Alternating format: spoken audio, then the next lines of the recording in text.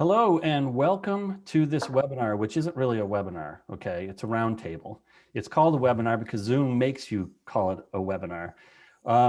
We are here to talk about a topic that is very near and dear to my heart, and that is how creative people in the advertising world are being creative in a remote work environment. My name is Will Burns. I'm the CEO of Ideasicle X and founder. And we're actually launching our platform next week, which will be kind of fun. It's a SaaS platform that is designed specifically for virtual idea generation. So that's who I am. But let me set the table here real quick before I introduce our guests. Now imagine, flashback to February last year, March, when the COVID thing was really rearing its ugly head.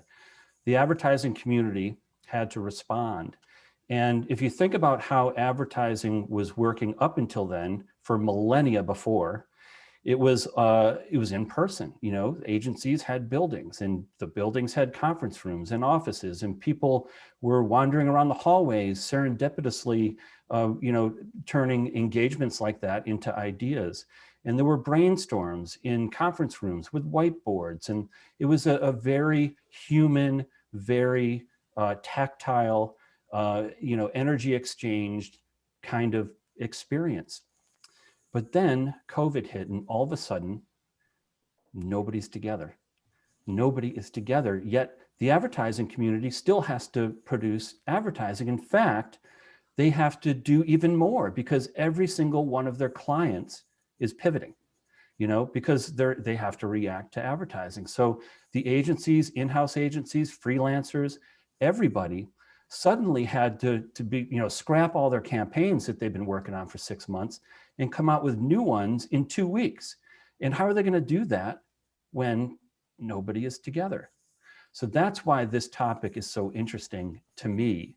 And that's why I've handpicked our panel today, because I wanted to surround this problem with a traditional creative agency perspective, with an in-house agency perspective, as well as professional freelancers out there who are also kind of dealing with this as well. So I'd like to welcome, first of all, and if you could just wave when I say your name, not that for Rob, it won't be simple math to figure out who he is. Rob Schwartz is the CEO of TBWA Chiat Day in New York, and you can see him waving there. He's going to be bringing the creative agency perspective. Veronica Volborth is director at Blackbaud's Agency 545 in-house agency. And Monica Taylor is a freelance creative director, ex-Wieden, ex-Mullen, and a professional freelancer today.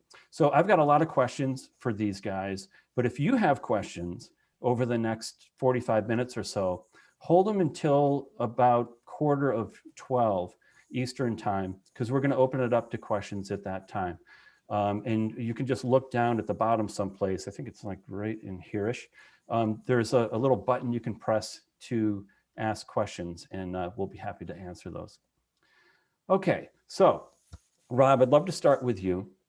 Can you take us back to the day? In fact, I think you and I saw each other pretty close to this day, but when New York locked down and you realized that all of a sudden you're going to have to figure this out somehow, because it's not like you can stop being creative as an agency. Can you just kind of walk us through that thought process from you and from your leadership team and how you responded? Yeah, absolutely. First off, thank you for having me on the Ideasicle X webinar. It's great to be here. A year ago, I was thinking about this, and I remember thinking that this is going to be like 2 weeks.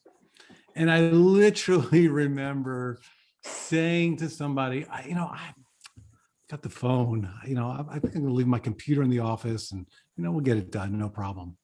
And I don't know who was wise enough to say, I think you should bring your computer home.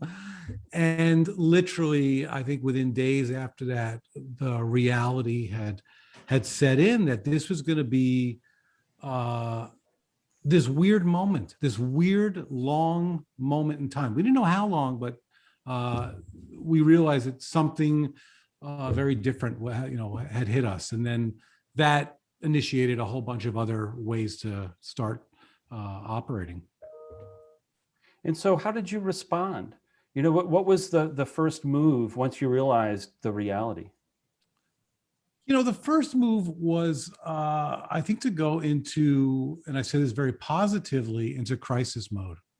So the leadership team, got together on a daily basis, and we would just start talking about, the big topics. How are the people? How's the process? How's the creative product? And how is this going to jeopardize any profits? Those kind of 4 Ps.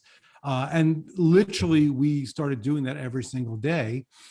And out of that, I think there also became this need to connect with people as much as we could, whether it was, once a week, to disseminate any information that we had. And I think the other dynamic that hit us at that moment was just the technology. We weren't so Zoom savvy. There was a kind of a proliferation of platforms. Some people on Google, some people on FaceTime, that, this, and the other thing. And what we wound up doing very successfully is, for whatever reason, kind of old school conference call was the thing that worked. And we would bring the agency together and do a conference call and disseminate what we knew on a fairly routine basis. Really interesting. Now, Veronica, from an in-house agency perspective, how did COVID and lockdowns affect your creative process? Well, I would say, as far as the steps of our creative process go, we tried to maintain as much of that as we could. We wanted everybody to feel like things were consistent as much as possible amongst all this other crazy change happening in the world. But I would say that the main thing that we focused on was really how to take those processes remote. A lot like Rob, it pretty much happened overnight that we had to go virtual. And so we were really looking at technology to help us stay connected and to just keep things on track. And luckily, I think, from an overall kind of perspective, creative teams are used to curveballs, right? Like this was a big one, but if there are any group of people that are equipped to kind of adapt to change and just kind of take it in stride and keep going, I think creative people are the folks to do that. And so for us, it was really just about getting the technology in place. Luckily, we have a couple of team members who had already been remote employees for quite some time. So they were kind of like, yes, this is our day, like this is our time to shine. So we really relied on them to help us kind of form the new processes and just think through how to move everybody to that new kind of remote way of life. Really interesting. Now, Monica, from a freelance standpoint, did this affect you at all? Were you working remotely already, or what was it like to not have to go to the agencies anymore to freelance? Well, yeah, it was probably less of a change for me than it was for people who are actively working in agencies every day. In the past 5 years, most of the freelancers I know, we've noticed there was less a demand, like you got to be on site, and there was more like, and it felt like it was budget, like nobody wanted to pay for flights or hotels anymore, unless you had like a big pitch and, the creative lead really wanted everyone in one room. So it still happened, but so I've had some time, but like Rob was saying, the proliferation of platforms at the beginning of the pandemic was kind of this, like everyone was used to their own thing. I've noticed that the rise of Google Slides in the last, say, in my experience, like 3 years with the people that I've been working with, is kind of nice because it's kind of standardized, that. And so we feel fluent in Google Slides now. Zoom was new. I think before that, people doing Google Hangouts, exactly what Rob said. And there's some nice, maturation of standardization. So, when you're going to go talk to someone, you're like, oh, we're all going to get on Zoom and there isn't going to be this thing. At the beginning of the pandemic, I worked for an agency on the other side of the country, and they were doing the video system that we all had, the really expensive video systems that people put in a conference room where everybody's head is really tiny at the end of a long table. And no matter what people try, there's always a problem with the audio, like no matter, and someone always walks, sorry, we're going to have to just like call you later on the triangle phone. Like, I have to say that's really great. I think Zoom has kind of fix that. It has its own weaknesses, but except you can't see body language like you used to be able to on a long conference table. So that's a little different. But yeah, so having it totally remote is great for me. It's great for me in the time of my career that I'm in. If I was 26 and I just really wanted to hang out and it was my giant social life, I'd be very sad, I'd be very sad. But I love it, and I hope that it continues, because it makes people who feel that they couldn't work with you for whatever reason feel like they could work with you. Well, you bring up a great point, and I want to ask Rob a follow-up on what you just brought up, that, it looks like the COVID problem is starting to subside, knock on wood, and there will be people going back to work, and in some agencies already have. Rob, going forward, even let's assume in 6 months there's no COVID at all, do you think there'll be some legacy of what has happened during COVID, this remote work model, that might continue? I really think so. I mean, I hear it often negative in terms of like the scarring of COVID, but I think one of the good things, and Monica brings it up, it kind of flattens or democratizes the ability to collaborate. So I think, two of the implications there, I think one is going to be, we're probably going to do a 3-day in-office work week, maybe even a 2-day. And, we're in New York City, so I think the commute relief will be appreciated by people. I think the second implication is going to be around the technology. And again, it's Monica was talking about the kind of long way of doing the horrible old school video conferences. I think there's a certain proficiency that we have now. And one of the things we're talking about is, okay, how can we have collaborative space in the agency that also has great technical space, so you can be in the room even though you're not in the room, and we can try to create as much alchemy as possible, being both analog and digital at the same time. Very interesting. Veronica, Rob just brought up democratizing collaboration. I love that thought. Have you found the same thing with the in-house dynamics? Yeah, absolutely. I mean, it has definitely opened up the people who we collaborate with, just because the tools have made us think a little bit differently about who we can and should invite into things like brainstorming meetings or feedback meetings and things like that. So we definitely still have our core group who we work with, but it has made it much, much easier to just make connections and collaborate with others within the company as well. That's great. So now you've all mentioned Zoom, I think, and we're on Zoom. I'm curious, the traditional way of creative development in an agency is a writer and an art director. They're in their office, they're at a coffee shop, they're together. Talk to me about how that dynamic has changed. Are they able to do that over Zoom? Or are they still getting together, just the two of them with masks on someplace else? Like, talk to me about how the literal nuts and bolts creative process, and this is for anybody. Monica, you want to start? I mean, you're at the epicenter. Yeah. Yeah. I mean, I think it depends on where you live and everyone's individual comfort level. Some of the writers I work with a lot are right here in Portland, but we just Zoom, because they've got their home studio and they've got their kids and they're like, I gotta go.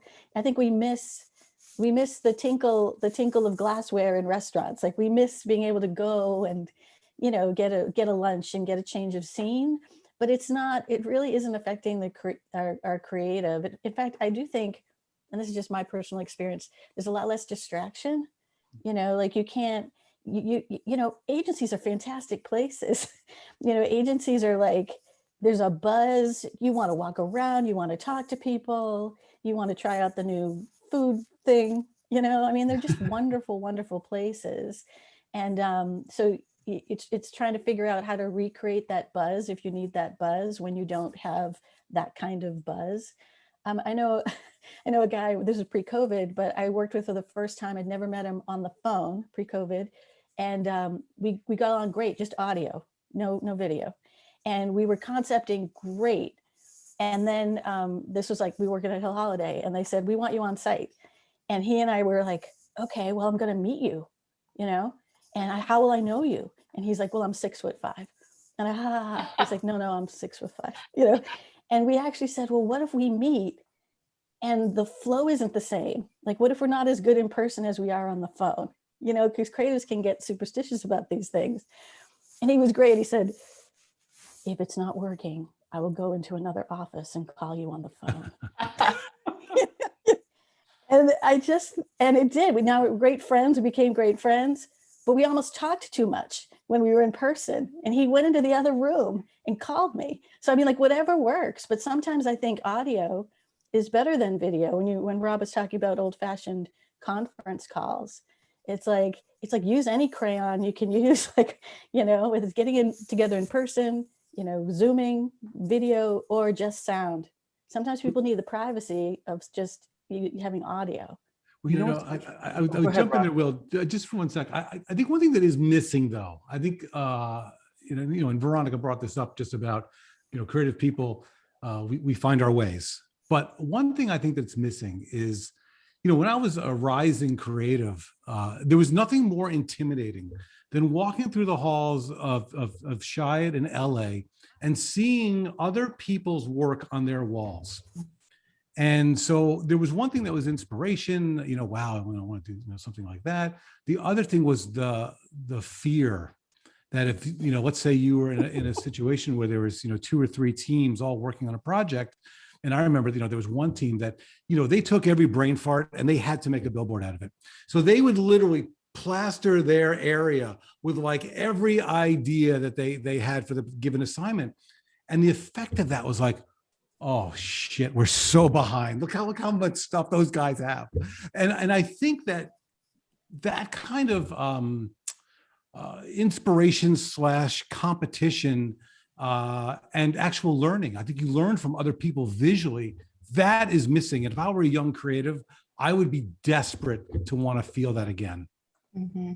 Wow, yeah. Sorry, go ahead, Veronica. Yeah, I was just going to say, totally agree. I also think on the flip side of that, what can be really great about that is that it does help avoid that kind of groupthink phenomenon, that you want to avoid when you start brainstorming. So it's also kind of allowed people to really have their own space and their own, private mental space to come up with ideas that are sometimes a little bit more individual and just more out of the box. Rob, when you mentioned that, I totally agree with you. And that kind of tension, that good tension that's happening. When you talk about like seeing things on the wall and how it made you feel, I keep hearing from I'm fascinated by the whole idea of the wall anyway. I feel like the one thing that everyone is really missing is the wall. And I've been spending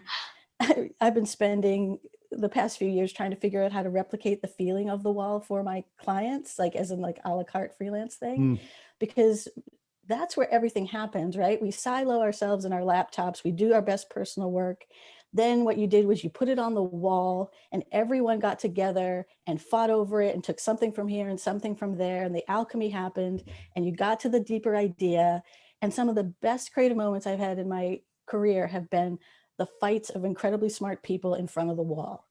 In fact, there was a time when, cultures changed. There was one time a while ago where Wieden got a whole bunch of new people and they didn't really know the culture yet. And there were so many people, we couldn't indoctrinate them all, the way. And right. I remember talking to Susan Hoffman and we both were like, nobody's fighting.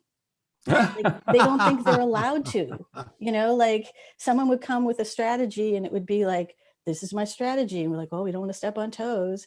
And like Susan, she was like, oh my God, they've got to realize we can rip up the strategy. I got to get Dan to come down here and like, tell me, no, we're not doing that. Like, you know, a good passionate discussion about what is and isn't working.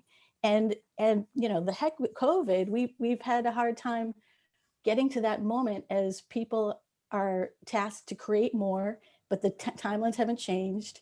Have you guys felt that kind of crunch? You know, so everyone's just like, I got to do digital, you know, like, and they're making decks, and maybe that's another webinar we can have, but I am really passionate about how do we bring the wall or the effects of the wall an easier get for agencies and creatives. Well, you know, I've even to some smaller agencies said, I'll come in and do a wall for you. Like we'll do a wall at the beginning of your project that you can kind of feed off of. And even if you go in another direction, at least someone's putting stuff on the wall that you might find something in, right? well, wasn't it Chiat Day that invented the tissue session, which is effectively what you're describing in the early days? Yeah, I mean, listen, that's how I heard it, but you know, we're pretty good at propaganda. I think that's true. Well, I'm curious, you guys are talking about, you know, the positives of in-person, just, you know, theatrics almost, the agency buzz, the competitive spirit that is missing. But I'm also sort of hearing some of the positives that you've got a little bit more, well, it's more convenient. It's probably cheaper because, again, you don't have to fly all these people in. And purely from a creative development standpoint, you've got a little bit more quiet time, more time to think, perhaps, no commutes, things like that. Which wins? Like, is there a, where would you, if you could paint a perfect picture for September, what would it look like? What a great question. You know, I think the two dynamics have to come together. You know, I think what you're saying, you know, Will, on the, you know, and, you know, Monica, you've hinted at this too, that you have like your own personal bubble, but that one dynamic is gonna, you know, lead to one line of thinking. And at a certain moment, the other people who've been thinking about the same idea need to get to a single place to get it up on a wall to have these conversations. So I think the ideal is going to be this, you know, kind of two-phase thing or 1-2 punch of solo homework and then collaborative office work. And that's going to yield a great product, because sometimes when you're in the office, you don't have the benefit of your own personal bubble. So, you know, to Veronica's point, there may be, you know, hey, yeah, we're all sort of thinking this the same way. So I think we're going to come at this ideally with very kind of, you know, solo vectors that lead to something, you know, really powerful once it comes together. Rob, you're making me think that it's not a perfect metaphor, but working remotely could be the new cubicle. You know how we've all been reacting about Love how that. open plan, we've been fighting against like pluses and minuses of open plans. And if you're a creative, it's pretty open, not a secret that people are like, I miss having an office. I need some quiet time. You know, this could be the walls, you know? That is such a great idea. Look at that. Veronica, how does this resonate with you? Yeah, 100% in agreement with that. I think it's got to be somewhere in the middle. So retaining a little bit of that remote work, kind of giving people their own space to really develop their ideas in the initial phases. But then definitely coming together to work together, combine ideas or battle it out, whatever the case may be, so that the strongest idea makes it to the next day. And there's definitely, you know, there's just something about being in person. You really can't ever have a substitute for feeling the energy of people in a room and moving around with them and all of that. So I definitely want to keep that in the future as well. Yeah, Rob, you mentioned that a little bit too, just kind of the I think you said alchemy, which is a wonderful word that captures this sort of spiritual connection that you have. Is it impossible to get that remotely? I don't know if it's impossible, but the good alchemy produces gold, and maybe the remote alchemy produces silver. I mean, and I don't mean that in an award sense. I just mean in terms of a level of quality. I was telling someone the other day, there was a reason that the Beatles all met up at Abbey Road. It wasn't just like, hey, I'm going to put this in my home studio and, you guys, deal with that. Something happens when people come together. And I don't know what that is. And there's a big part of me that doesn't really want to know what it is, as long as we can do it. Yeah, it's interesting, just because you just struck a chord with me, and anybody that knows me that's watching this says, oh my God, he just brought up I'm a huge Beatles fan. Oh, But, to play with that for a second, because I want to, think about the White Album. yeah. That was not a collaboration. That was Paul and the Beatles, John and the Beatles, Ringo and the Beatles, as opposed to a cohesive, and it really, the product is great, but it's still very, very different than like an Abbey Road, which is clearly a collaboration. Oh yeah. No, we can take this down a really a deep Beatles vein, but Maybe that's a different webinar. That's a different, but yeah, but coming back to the alchemy, there's I don't know. I once worked with a designer who said, if there's energy in the process and love in the process, you'll feel it in the work. And I think sometimes it's hard to, break through, the digital wall, whatever energy you have to break through that wall. That seems to be a little bit of a challenge. Do you think people are getting better at it, though? I mean, just because every single decision is made over Zoom now, it seems, in the agency world, or Teams or whatever, but they have more access to their clients because of it. Do you think people are getting better at the humanity part of Zoom? Whereas in the beginning, I didn't like it. I thought it was weird. It just felt unnatural. To your point, you don't really get the energy feed, or you don't think you do. But now I sort of kind of like it. I don't know. I think it's not terrible. I do. I think this definitely favors people who are good at connecting. Like, if it's not a good time to be a quiet, inward, uncommunicative creative. That might be a little tougher, unless you have like people to help you and who get you, and get that that's your style. I do feel like you have to go out of your way to connect in a way you wouldn't, in a different way. It's like Rob said at the beginning, you have to connect with people. And I've been trying to make my Zoom interactions replace little things that would happen if I was in person. I put it into slides into my decks. I met with a top guy at this client. I was working direct to the client, never met him before, didn't have time to meet him. They were just Zoom squares. First slide in my deck was, "It's nice to meet you. I hope you had a nice Thanksgiving."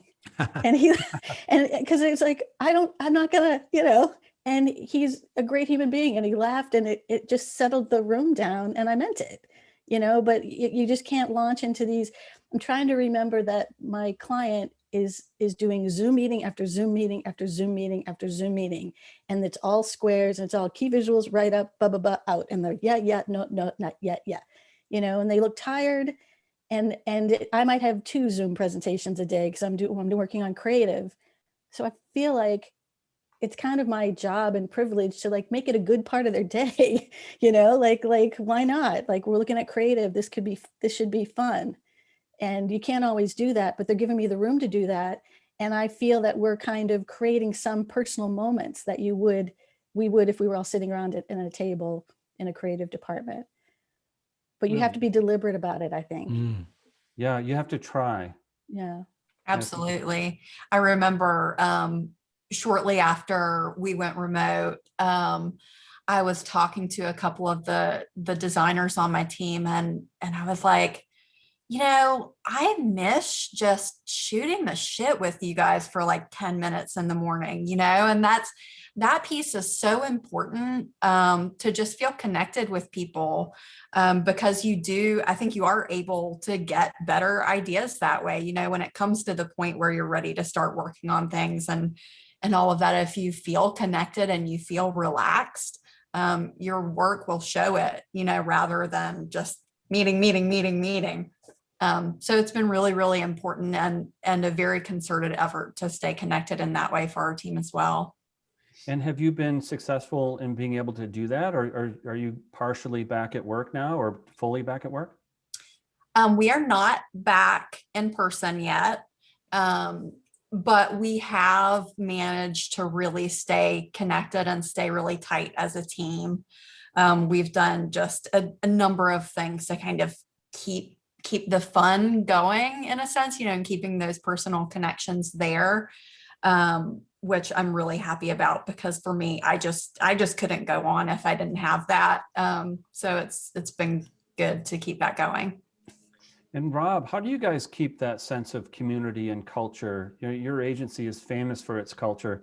How do you do that when everybody's distributed? It's been a challenge, and I was just, as we're talking about this, and then you raise this question, so much of the culture and legacy of the strand of DNA that's Chiat Day, and even the strand of DNA that's TBWA, is physical locations. You think about the Binocular building, you think about Playa, Del Rey, you think about our office in Paris is very much like the place. And, that was one of the big kind of existential questions that we hit on, like, okay, isn't part of our culture real estate? And it was, kind of a big thing to try to answer. I think, one of the things that I think that we do quite well is we share on platforms, whether it's Facebook Workplace or, kind of old school email. There's quite a bit of activity happening. I write an email to the agency every single Friday, and I've done it, since, 2015. And, and people tell me they look forward to that email because it's one of our, kind of culture pieces. One of the other things, and I think it's a benefit of COVID, is we do these CEO coffees. So I'll just get together with 5 people who I don't, I've never met them before. They're either they're new hires, or we just, because the agency's gotten big, I haven't met them. And I tell them, in the opening, I'm like, if we were back in the office, we would see each other and we would go, eh. But because of COVID, we get an hour together and I meet all these really amazing people that we're hiring, and then they meet each other. So I think, traditions like email, but also, making these physical coffees happen, those have been 2 good ways to, remind people of the culture of the company. Interesting. Now let's build on that a little, because you're bringing up some of the positives of COVID. It's almost hard for me to even say that there are any, but there are. And so if we reframe what you just talked about in the sphere of creative development, what are there any surprises, for you over the last 6 to 8 months, or maybe even longer, as it relates to creative development that have been sort of cool, or that you think you might want to continue after COVID is over? Anybody? I've been surprised at how well it's been working. Right, because in the beginning, of course, my mind, when hit with a crisis like that, I kind of immediately just go to damage control mode of thinking of every possible thing that could go wrong and what I need to do to stop that before it happens, right? So that's kind of where I was going. But as it turns out, throughout the past, year plus, we've been able to manage really well. And I think with all of the processes and all of the technology and everything that we've put in place, I've been just so pleasantly surprised that really nothing has really blown up all that badly for us when it comes to creative development. So that's been really a huge plus. And I think we'll carry over a lot of the technology that we've started using. We were kind of dabbling around in a couple of things here or there before the pandemic. So really, we just kind of dug into those a little bit more and discovered, yes, we love these tools and we'll definitely keep using them. So For the most part, it's been positive to see all of those extra kind of things that we can add into our process. That's great. Any other surprises? Monica or Rob? No, I think I've been surprised at how we've acclimated, or like everyone's acclimated pretty well. I don't have the challenges that people who are the CEO of an agency has, or an in-house agency. The culture, so it hits me a different way. But I do think, here's something that someone touched on earlier, but I was talking to a friend about it last week, and I don't know if people realize it. When we talked about democratization of creativity, I think there's also a leveling against a lot of isms with this way of working. Ageism, racism, sex, it's a great leveler. Like, I'm friends with people in this square that who knows if we would connect instantly if we were in an office. If someone said, oh, that's not the kind of person I'd hang out with, or I can't imagine going to drink with this person, or what, it's like, it's a great leveler because it's the person in the box and are they delivering? And I think that's really cool. I want to build on that. One of the people I was talking to who was in their 20s, she's like, I can't wait to meet you. Like, we're planning on getting together. Like, we can't wait to meet you. And again, it was about height. I said, well, I'm really short. And she said, so am I. And I thought you were like 5'10", like, and that's like, we weren't talking about clicks or anything. We were talking about like, I can't wait to meet you. I got to build on that just because I've got a great story around this. When I started Ideasicle in 2010, it was weird. It was bizarre. There wasn't a virtual idea generating thing at the time. There was crowdsourcing, but not this. And and I think this is interesting, that it was one of my female experts said, I love that we're reduced to a typeface. Wow, that's awesome. Yeah. Isn't that great? Because if you think about it, and maybe this starts to speak to what could be the positives that come out of virtual idea generation. But if you think about a brainstorm, you got the loud a-hole who thinks he's the smartest person in the room and isn't. You've got the introvert who is the smartest person in the room but won't say anything. You've got the gender biases. You've got ageism, as you brought up, Monica. You've got politics. You've got posturing. There's all this kind of crap, human crap, going on that gets in the way of creativity in that room. And so I just loved it. I thought it was so poetic and beautiful when she said, I love that we're reduced to a typeface. Mm-hmm. I hope it's Helvetica. Of course. Well, it's like, this is my only Beatles reference when you guys talk about the Beatles. This is a little tangential, but do you remember when, which was about like 10 years ago, maybe it might be more, when collaboration was the big word, like everybody was moving away from like a solo rock star kind of model of creative superstar to like, we're going to collaborate. And like everything, everybody went too far at first before they figured out the meter. But like, I remember saying to people, like, because when we would, as a creative director, have a group of 5 collaborating, you'd find one person was doing all the work, one person was just along for the ride, one person was, and we had to have a frank discussion because the creators were coming to us saying like, this, they didn't pick the groups, they were just thrown together. And I used to say, like, not every band is the Beatles. Like, just because you get people together doesn't mean that it's a better creative process. You might have dud groups. Like, you can't. That's right. Like, somebody's got to be Nickelback. Come on. Somebody's gonna be, yeah. And at the time people were acting like, oh, it's collaboration. This is going to be, there are no bad ideas. And I was like, well, yes, there are. There are a lot of bad ideas. Maybe the bad ideas can be stepping stones to good ideas, but that utopia thing that we all have to kind of get through before we figure out, and the creatives can always tell us the truth. Like, this is what's really, Right. Yeah. I'll give you a great example of a bad idea that turns into a good idea. We once had a project where one of the freelancers simply posted as an idea, sorry guys, I'm not going to be around this afternoon because I've got a dentist appointment. So they shouldn't have posted it as an idea, but they did. And the rest of the team turned that into an idea that we ended up going to the client with. I couldn't believe it. But what was cool about it is that you're right, Monica. Any thought, any bad, I mean, what is the chaos of creativity, but the collision of nonsense that turns into something beautiful, eventually. But if you don't have those things to collide in the first place, and they might be bad ideas on their face, but they might inspire something else in someone else. Mm. It's Very just as true. important to be a catalyst as it is to be the one who comes up with the winning idea. Well, yeah, I know. No, I think that's a great point because, when I was a creative director, we would spend a lot of time going, okay, who's the engine and who's the suspension?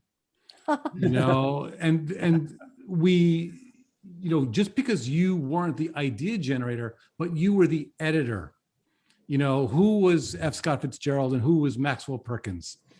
You needed those kinds of things. And I think that, the business, going back to kind of the rock star model, we would always praise the idea generator, but the editor, the person with taste, the one who said, no, not this, but that, that has an equal importance that I think, at least, for us, we started to celebrate, those who could also edit.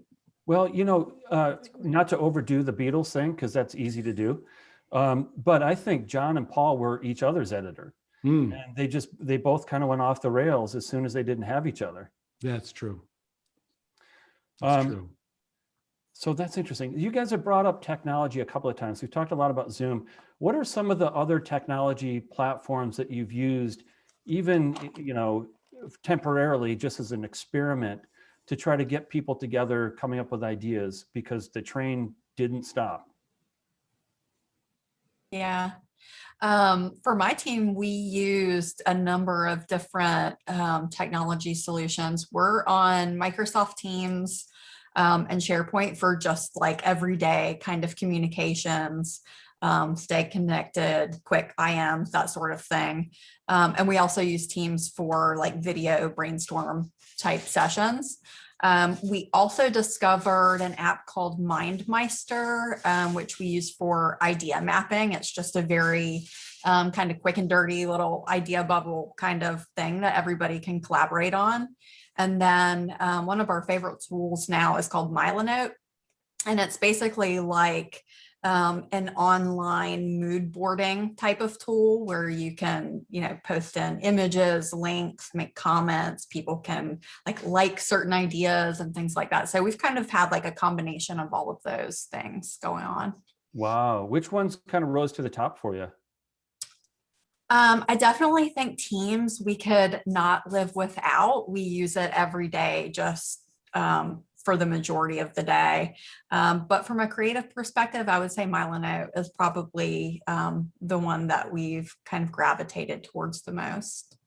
Interesting. How about you, Rob? The best tool that we've discovered, and I'll give the folks at home a little secret, is WhatsApp. And we're using WhatsApp in pitches. And here's the secret: whether you use Zoom or Teams or what have you to do your presentation, get the pitch team to all get on WhatsApp. And then you can calibrate what's going on in the meeting. Slow down here, speed up there.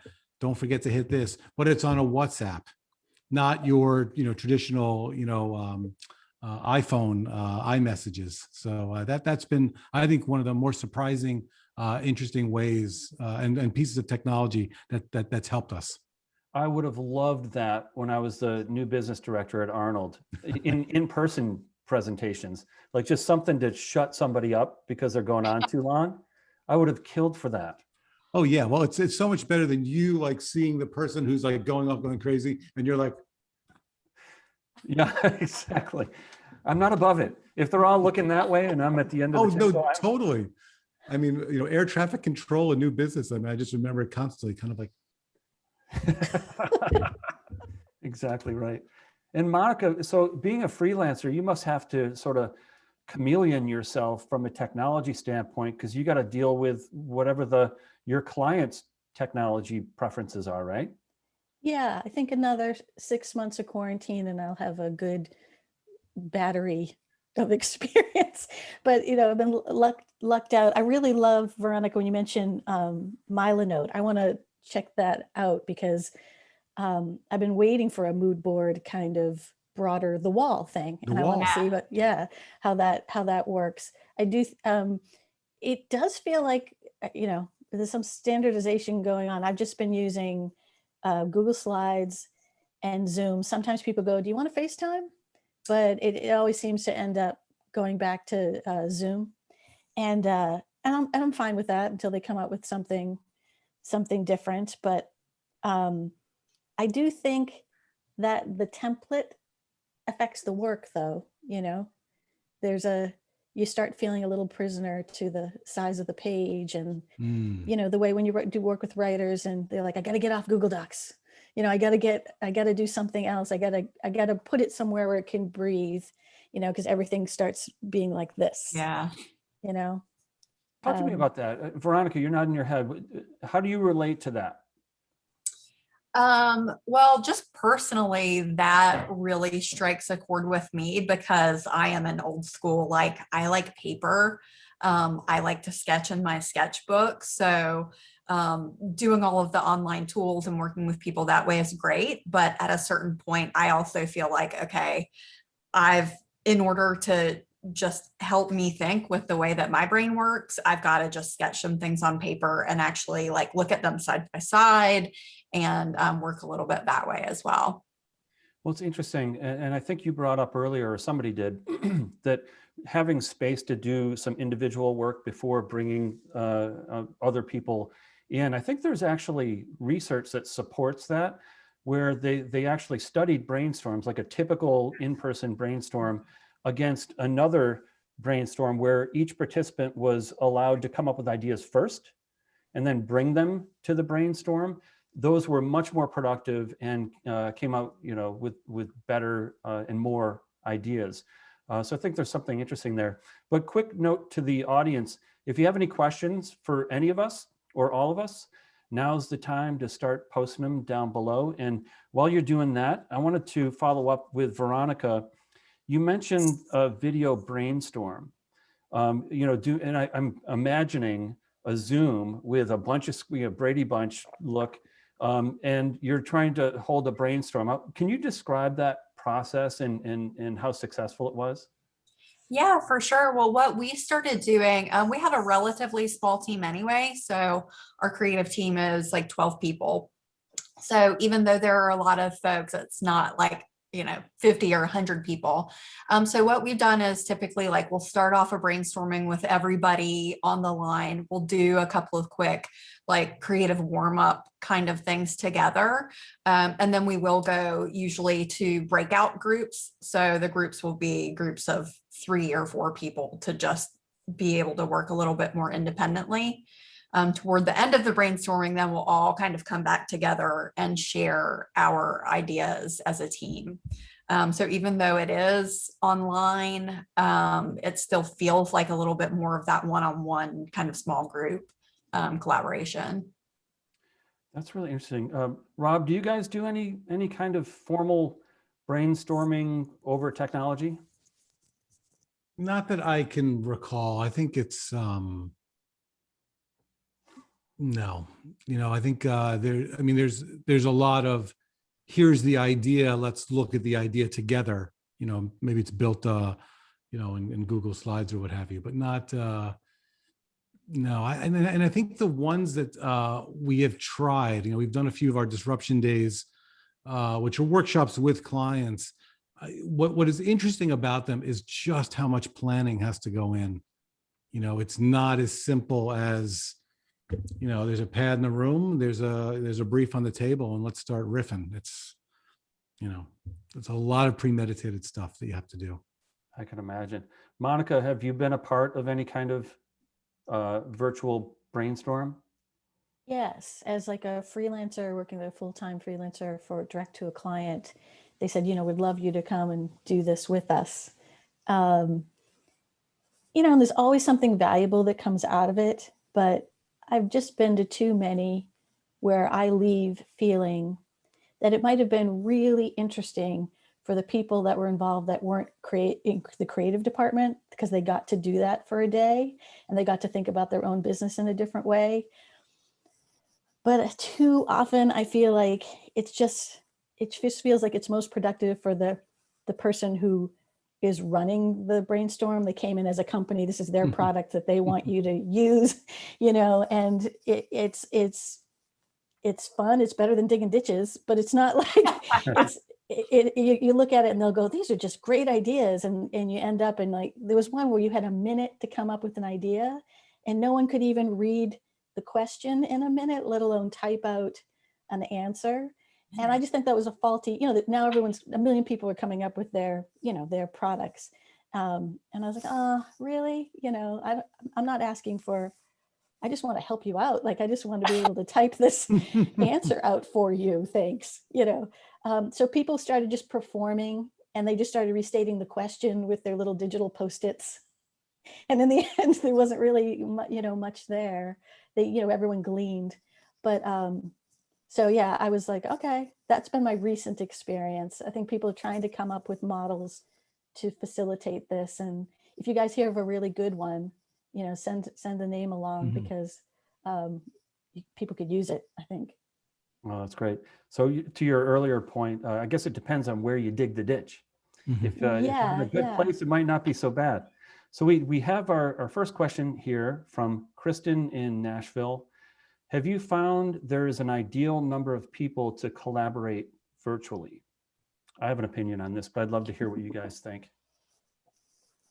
I definitely think 3 to 4 has proven to work really well over time, just kind of trying out a bunch of different ways in our groups. And of course, a pair of 2 also really works well. But if you're talking about having more of like a group kind of dynamic, I would say 3 to 4 people. Interesting. What do you guys think? I would just throw out there, I'm not sure that COVID has changed my view of collaboration. In other words, it has to, it depends how you're going to define collaboration, but I often find that you need some generating, some one person, 2 people generate a thing, and then you could have, maybe more people who can build on it, extend it, open it up, and do more stuff. But I find it very difficult I've never seen it, and I find it hard to imagine that 4 or 5 people generate an idea. It just doesn't seem human. Interesting. How about you, Monica? My experience is more like Rob's, and I don't know whether that's because we're creatives and, and because I'm certainly love collaboration. I think one of the reasons 3 to 4 might work, and I'm sure there's some brain science, but there's just there's more room for everyone to contribute and not get lost in the shuffle or be dead weight. But I guess we have to hope that out of those 3 or 4, one person or someone will come up with a nugget that everyone can react to. If you happen to get 3 or 4 people where everyone just happens to be the same type of person, that, or not do that, I guess statistically that can happen, then you can tell the air doesn't rise in the room, the air, that feeling of we're not building nothing's happening, we're not building anything, that can be the day or the weather. But I think it's great though, because otherwise we could be replaced with robots. So this is like the fact that we're talking about this very human energy transfer, interaction, alchemy is the whole point of what we do. No, you're totally right. So I do have an opinion on this, only because with Ideasicle, the original one, I didn't know what the right number was going to be for virtual, and I just started it and threw 8 people in, 9 people in, just to see what would happen, thinking that any individual might come up with something genius and then we're good to go. But what I found is, as I knocked down that number, ultimately to 4, back to the Beatles, down to 4, I found that was the most magical number. And I believe, and this is my theory, is that any more than that, and they tend to clam up, because you're on stage at that point. There's so many people that you may feel apprehensive, and that's the kryptonite to creativity. Any less than that, I found, and the output diminished because there were fewer people colliding. I think it's really interesting when, like, to the dentist appointment, that was a real job where somebody posted that and then a flurry of ideas came out of that in collaboration. So to me, I found 4 to be the ideal number, and the Beatles back me up on that. Well, just on that one point, we did a lot of thinking about this. And at one point, we realized that you definitely needed, in any creative endeavor, one generator, one spotter. Someone said, that's the idea. Then one builder who could build out the idea. And those 3, the generator, spotter, builder, you had to have to make anything happen. Above and beyond that, I think it was your own, bespoke experience. But those are the 3 roles you definitely needed. That's really interesting. That's totally right. So we got another question here. This is from John Peterson in Cleveland. Are you doing any face-to-face pitches these days?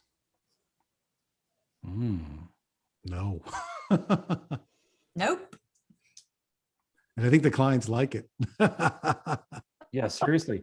Well, think about how much money you're saving though, Rob. Oh yeah. The travel used to be our biggest nut with Absolutely. any pitch. And now you don't have to do that. When do you think it will start back up? And I presume that they mean the pitching in person. Well, I mean, I think, when you start to look at what's happening in terms of the data, the herd immunity is supposed to kick in, June or July. So, we're earmarking September as kind of we might be, going back September. So I think within this year, there might be some face-to-face pitches, and definitely 2022, if all things go well with the rollout of the vaccine, I think 2022 is going to be, face-to-face, the year of face-to-face pitches. Wouldn't that be nice? Veronica, you feeling the same? We don't really have any set plan right now for when we're going back to in person. But I think, we're in a very unique situation. Blackbaud, my company, is a technology company. So we're kind of like, everybody's just of the mindset that we could keep going, just utilizing technology for all of our communications. Like, of course we can do that. We can do that as long as we need to. So I think there's no big rush. And we've seen success doing things the way that we're doing them now. So when that time comes, we'll embrace it and figure out what to do from there. But nobody's trying to push for an earlier in-person date. Gotcha. Monica, any thoughts on that one? No, I mean, this seems great for idea generation. There's one thing with the client I'm working with now is we're talking about production. And that's something we haven't talked about, like the difference between coming up with the idea and then going to produce the idea. And, everyone kind of wants to, they're doing some production with a project I'm not on. I know, and I've talked to the VPs on how they're trying to they're looking at stuff on monitors where other people are off shooting. But that's what I'm wondering, how I will do that. Yeah, I've heard really interesting stories about, piping clients in through Zoom, even the creative team through Zoom with the director and anyway, I don't want to get into all that. But it's super fascinating to see how advertising has evolved and sort of, dealt with this in creative ways. We've got time for maybe 1 or 2 more. So this is from Kelsey. How has the pandemic shifted interactions with clients? Which of these shifts are going to stick around? It's interesting. Great question. I think what I've observed is that clients are more accessible. So what I hope sticks around is that, we can have more chats with them, because I think one of the real secrets to our business that sometimes we don't understand is that the more you can talk to your clients and really understand what they're going through and collaborate, you don't want to go back to collaboration, but actually collaborate with your clients. And in fact, and now we have so many clients who are former agency people. I think, the more access and the more ways that we can connect and collaborate with clients, the better, the work's going to be. Any other thoughts, you guys, before we wrap up on that? Yeah, I think just in general, our interface with our internal clients from an in-house agency perspective has become a lot more casual, a lot more accessible, like Rob was saying, and just everybody's extending each other a lot more grace. I feel like, everybody understands what everyone else is going through. So, you know what, if I show up to an important meeting in a hoodie without any makeup on or whatever, like that's okay. So that has been a really positive change as well. Well, thanks for wearing makeup for us today. Yeah, no problem. It's the first time in like a full year. So. Well, guys, we're going to have to leave it there. It is noon. This has been awesome. Thank you so much for tuning in today. And thank you to Veronica, to Monica, and to Rob. I'm not going to do the harmonica or joke that we prepped, but you can all imagine what it was. Thank you again. We'll do this again soon. Take care. Thanks so much. Thanks, Rob. That was great. Thank you.